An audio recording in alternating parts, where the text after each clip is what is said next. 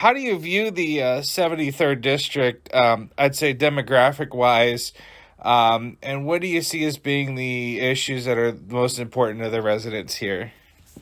Yeah, so knocking over 1,000 doors of these hardworking folks in northwestern Wisconsin, I'm really identifying from the voters themselves, from the constituents, the different kinds of challenges that we have that aren't always addressed in the legislature.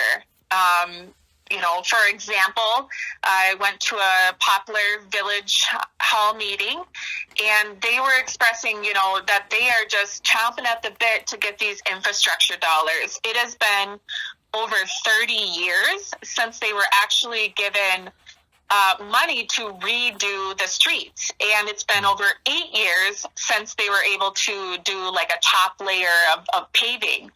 And some of their roads have even turned to gravel. So they're losing dollars that should be put back into their community in these smaller municipalities to take care of the infrastructure that they see are the highest priority. Something unfortunate about that is, the state of Wisconsin is sitting on $6 billion in surplus that should be money going back into these communities where they can decide, how they want to spend those dollars. And so I'm hearing that, unfortunately, the folks in the 73rd district are not getting the dollars back in their pockets, their hard-earned money, their taxpayer dollars to invest them the way that they see are the most important. The second part is I'm hearing a lot about the need for safety, that our public lands are protected, and that they have the resources that they need to succeed, such as mental health services, quality education, activities for children and youth to be involved in, and so that we're reducing the crime in our communities. Absolutely. What unique qualities would you bring to the 73rd district as its representative in Madison, and what kind of experience will you bring to the position that will be valuable in Madison for the people that you represent? I've worked in nonprofits, meaning I know how to stretch a dollar. I know how to make sure that the quality of services, even when we have a tight budget, do not go down in quality of what they're receiving. And so for my entire professional career, which is almost 2 decades, I have been serving this community, including the state of Wisconsin, and advocating on a statewide basis. So when I think about the 73rd district and what I would be bringing is the skills that when you apply for a job, you should be hiring the person that is going to be able to do the best for the job. Why I think I'm the best person for the job, and a lot of folks that are supporting me, why they're also voting for me, is because I have firsthand understanding of the struggles that a working family faces. Being a single mom of 2 kids, I know that I have seen folks working just as hard as I am to provide for their families and to work out of getting out of poverty. This is something that we're very proud of. Our union workers getting prevailing wages, these are all things that I've supported and have a record of supporting union well-paying jobs that are giving our kids out of high school career-ready jobs where they can make a good living right out of high school and stay in our communities. The other experience I have is working with our public school system. So I have an understanding of how local government works and the role that they play in allocating resources in an equitable way. I don't believe one school district should have less services than students in another district. We all deserve to have the same treatment as kids in suburban areas right here in our rural districts. So part of serving on those school board and those skills that you get are learning how you can accomplish things even when it gets tough and getting things done for the best interest of everyone in that community. Nice. So obviously one of the things I'm, as a new inbound editor, kind of learning about all the districts, but I know we had some redistricting as well. So I think everybody's kind of learning about that. The 73rd now obviously encompasses all of Burnett and over to eastern, over east to the Washburn County. How familiar are you with these two counties? I've been spending a lot of time throughout the entire district, which is also why I can understand what the inflation and higher costs of things like gas and putting that wear and tear on my vehicle. I can understand it's a large district, and I'm spending a lot of time in these other parts of the district, given that I've been raised in Superior since I was 5 years old.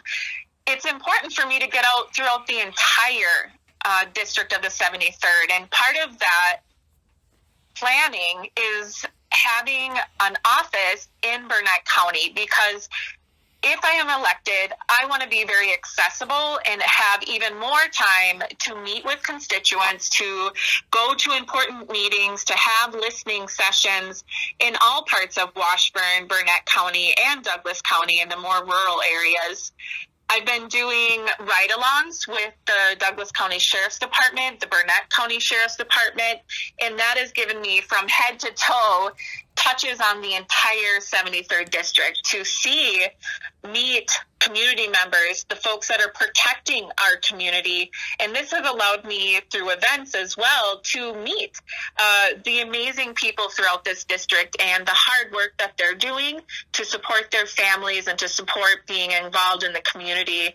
It's a beautiful district with a lot of wooded areas as well. And I want to make sure that I protect those, because I'm hearing at the doors how important that infrastructure is, how important it is quality lakes and rivers for our anglers, and being able to do things that make this area such a special and unique place.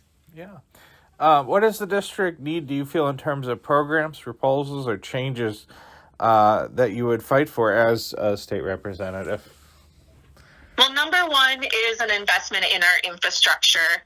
In these rural communities, like I talked about in Poplar or other parts, we have local highways that have been reduced wear and tear on their vehicles. And these are things that in a rural area, people need to have dependable vehicles. The money that is coming through the state, we need to make sure that that is our number one priority, is looking at and assessing what roads need to not just be patched, but completely repaired, because others were just kicking the can down the road. And so investing these infrastructure dollars with prevailing wages so that we're employing and allowing that money to go right back into our communities is a huge piece of the policy I'd be looking at. We also have investment from Governor Evers in broadband. We understand, and as a school board member and a mom myself, I was working from home and teaching my kids how to log on to their classrooms and virtual learning.